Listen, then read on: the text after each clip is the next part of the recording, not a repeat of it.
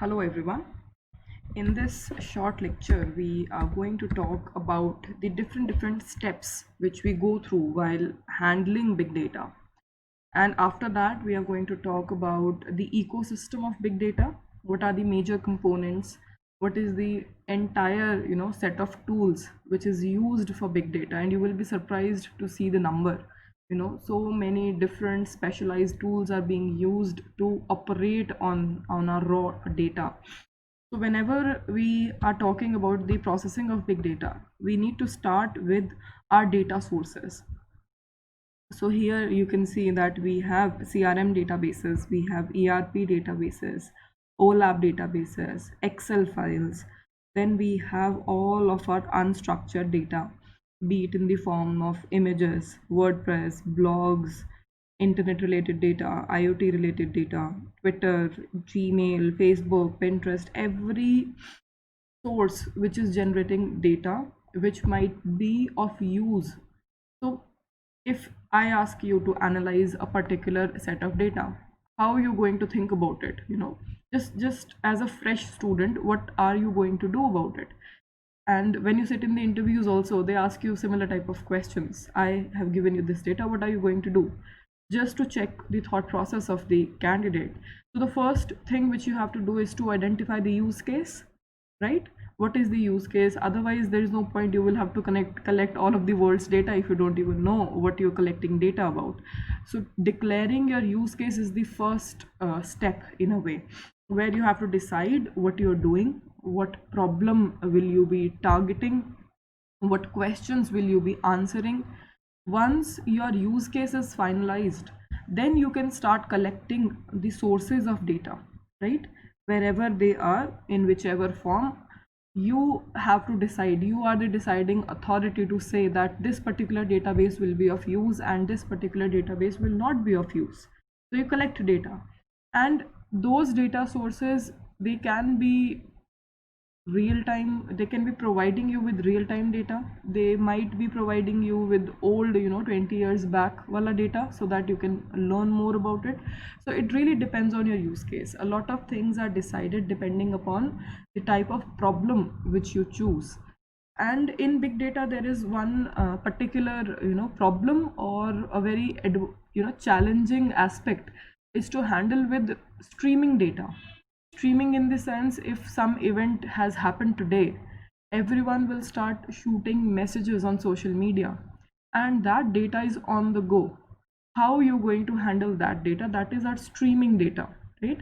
On one side you have old databases, on the other side you have fresh information which is coming all the time. How are you going to integrate it? How are you going to work with that, right? It introduces a lot of challenges. If you just talk about static data, we have these platforms, we can simply work on them.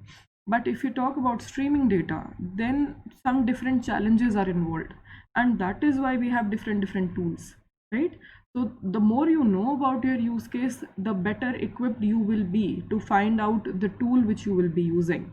And in relation to this, second stage is the data acquisition, where we are working on ETL based processes. So ETL stands for extract, transform, and load.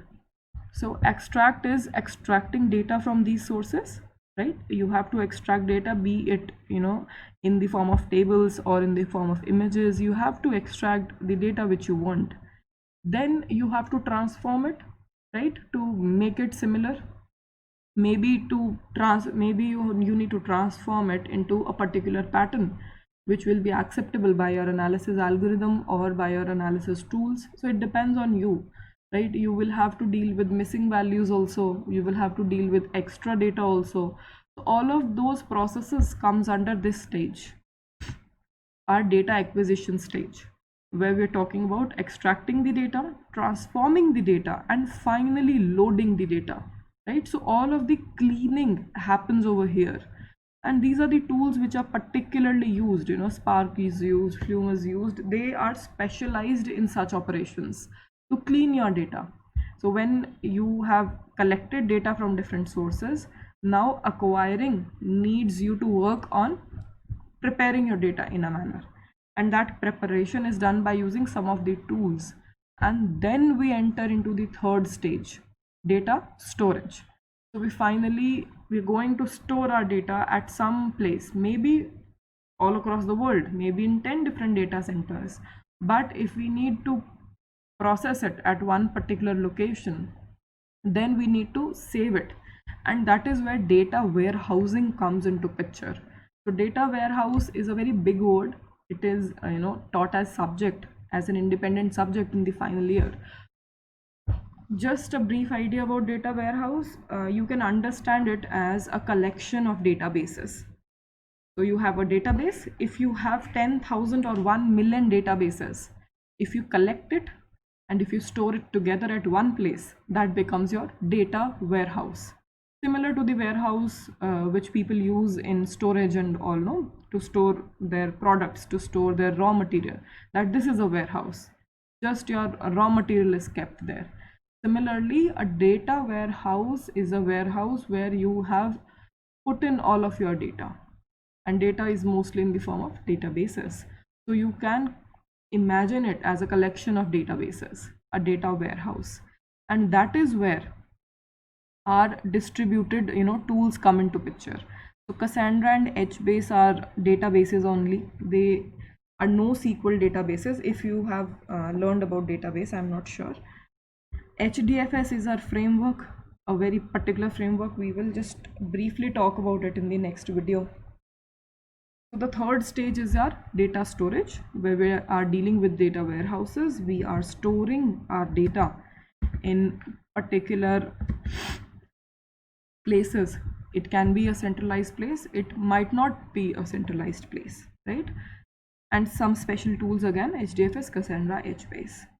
Once we have stored our data, so we started from collecting the data sources, we went to acquiring and cleaning our data, then we stored our data, and now we analyze our data, right? So it's not that simple that you got a problem and you directly said that I'm going to analyze it. You cannot. You need to prepare, you need to lay the groundwork before putting your algorithms to work. So over here at data analysis phase, we analyze our data, and most of the tools, Hive is here, Spark is here, Cloudera, Impala is here. They give you some predefined functions which can be easily used to analyze your data, right? And again, it depends on you, what kind of professional you are and how you want to process your data. It comes down to you, which particular tool you want to use. And last stage is our reporting and visualization. So here we use softwares like R, Time, Tableau, SAS. There are different softwares which are used for depicting your data in the form of graphs, in the form of charts, any form which is understandable to the business operative. That work is done in the last stage, where you are reporting your findings and where you are visualizing your findings, that if we do so and so, if we make a little bit changes here and there, then the results will go in this direction. So those charts can be predicted by using these tools, and there are specialized tools for this also. So we started with defining a use case, right? You define your use case, you find out the data sources for that use case. Again, your data can be structured, unstructured, semi-structured, streaming data, real-time data, live data, static data, dynamic data, any type of data. Then we have acquiring stage, where we are extracting our data, transforming our data, and finally loading our data into our databases, collectively called as data warehouse. After going through the storage stage, third stage, data storage, we go to data analysis, where we are analyzing our data to find out intelligence for our business. So BI is business intelligence. Once you analyze your data, then you go to the last stage, which is reporting and visualization, right? So these are the steps you go through while processing big data use cases or while working with big data. Thank you. In the next lecture, we are going to talk about the entire ecosystem of big data. We will discuss some components also, and I will give you the image where there are lots and lots of tools. So you can go through it and you can find out which tools you want to work with.